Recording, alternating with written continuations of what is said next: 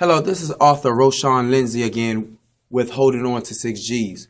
This book is a great book. It's a life-changing book. I believe it's something that's going to inspire and motivate you to see your value in difficult times. I want to talk about one of the G's that's in the book. It's a chapter in here, and it talks about grip. It talks about things that we grip, things that we hold on to. We use certain devices and certain things to cope, to get through with things. A lot of people who know me, just to be brief with my testimony, I was a drug addict. I was on cocaine. I was an alcoholic. I drank for several years. But one of the things that I realized that those things were things that I gripped. They were things that I held on to cope, to get through the pain, to get through the depression, to get through the things that I was suffering at the time. And every time that I got high and that high came down, the pain was still there and the issue was still there and the things were still there. And that's what grip is about in my book. It's about gripping on those things that we sometimes believe are something to sustain us to get through situations. However, I want to encourage you tonight, those who are gripping on certain things, and we hear it all the time, to let go and let God, but to encourage you in a sense where I'm going to share a story with you and hopefully it inspires you to really let go and let God. It starts with a young baby, toddler age, 2-year-old who was gripping on things, grabbing things, touching things. And the baby, I remember when the baby was holding on to something, the father of the child was holding on to the baby's waist. And the baby was at the time gripping the thing, knowing and believing that the father had him. So the baby ended up letting go of the thing that it was gripping. And letting it go, the baby can feel the momentum and the movement of the baby coming down, but feeling safe in the hands of its father. And I want to just touch on that for a second. What are the things that you're gripping? What are the things that you're using to get by day, just to get through some things? It's not always drugs like my story. Sometimes it's people, sometimes it's places once again, and sometimes it is those things, things that we grip, things that we grab, things that we say, you know what? I'm not going to let this day bother me, so I'm going to just dive into this and let this block out my worry, let this block out my frustration and the things that I have so much concern about. But I want to touch back on blind Bartimaeus in this series where blind Bartimaeus was a guy who gripped on his coat, and in the story it talks about his cloak. This was a coat that identified that he was a blind beggar.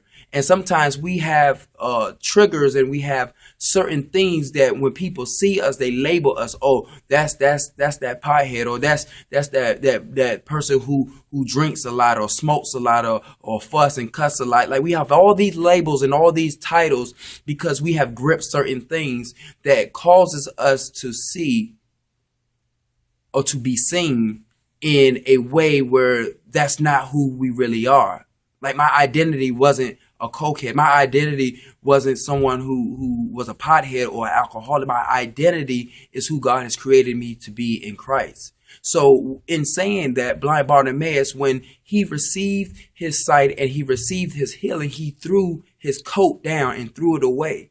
It's almost as he ripped off the old identity and he literally became a new creature in Christ. And that's what God is desiring for each and every one of our lives, because we are new creatures in Christ. And those who don't have a relationship with him, I encourage you to get to know him, because he has a plan for your life. He has a destiny that he desires for you to reach. He has fulfillment day by day. Even though you go through things, and we're going to go through struggles and weaknesses, he has the power to give you everything that you need to get through the situation. He says, for my grace is sufficient, which means I am more than enough. If you grip onto my grace, if you grip onto trusting me, if you grip onto letting go of these earthly things that are temporarily fixes but inward damage to your spirit, I will show you that you are more than a conqueror, because I love you.